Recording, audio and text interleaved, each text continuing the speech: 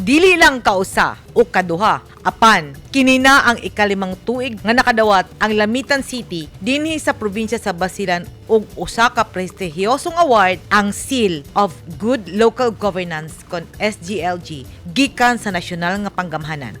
Ang national competition gisalmutan sa 147 ka mga syudad sa tibuok Pilipinas. Apil na niini ang 33 ka highly urbanized cities, independent component cities ug ang 108 ka mga component cities.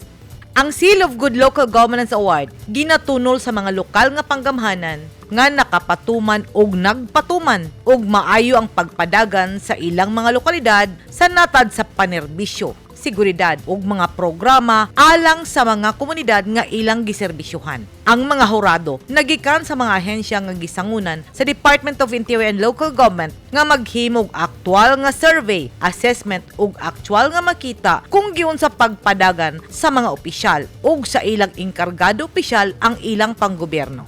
Gipasigarbo ni Lamitan City Mayor Roderick Furigay nga gikan netong tuig 2018 hangtod tuig 2022. From 2016, 2017, 2018, 2019, tapos nag-pandemic.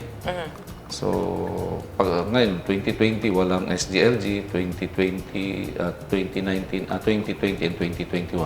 So, ngayon, 2022, we were informed by the DILG na nakakuha, no, nanalo ang Lamitan as the Seal of Good Local Governance for 2021.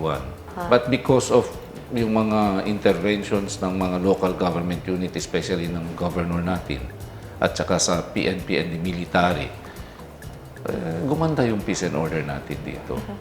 Kasama na ang Lamitan. Dawaton sa mayor ang ilang award karong umaabot nga Disyembre 15 dito sa DILG Central Office sa Manila. Sumala sa mayor ang Seal of Good Local Governance, usa ka testimonya nga ang mga taga-Lamitan City nagkahiusa taliwala sa hagit sa panahon nga miabot sa ilang lungsod gikan sa pandemya ug uban pang mga trahedya.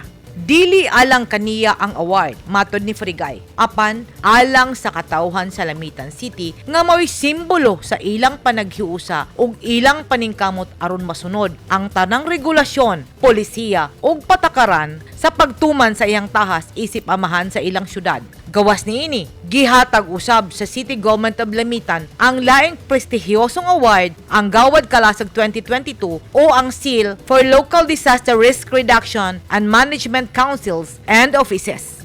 Ang Gawad Kalasag alang sa Lamitan City mao ang pag-ila sa National Disaster Risk Reduction and Management Council sa ilang lungsod isip fully compliant o makanunayong nagtamod ug nagpatuman sa mga pulisiya ug programa base sa gilatay sa National Disaster Council.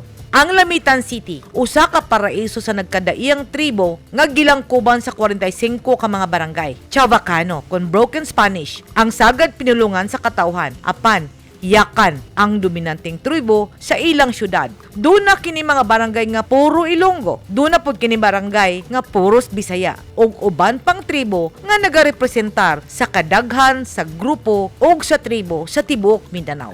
Mixed culture. Okay. Lamitan kasi is a mixed culture. Mayroon mga Chabacano, which is mayroon din Yakan, which is ang majority dito Yakan and Chabacano, Bisaya, Tagalog, Tausug, Samal, and mga Bangingi. Yan, ang lugar natin po ay mixed culture. Lamitan City is a diverse city, matod ni Furigay. Apan, ang panaghiusa sa tanang tribo ug ang kadaghan sa kultura maoy ilang mutya. Sa kadaghan sa tribo tungod sa nagkadaiyang kultura sa mga residente nga anaa na nimuyo sa syudad, nagpabilin ang ilang panaghiusa ug dunay kalinaw sa ilang syudad. Gusto ni Mayor Roderick Furigay nga ilhon ang iyang syudad, ang Lamitan City, isip City of Colors in Harmony. Gikan ini sa Lamitan City, Basilan. Edith Cadoayan, News 10 Philippines. Stay safe!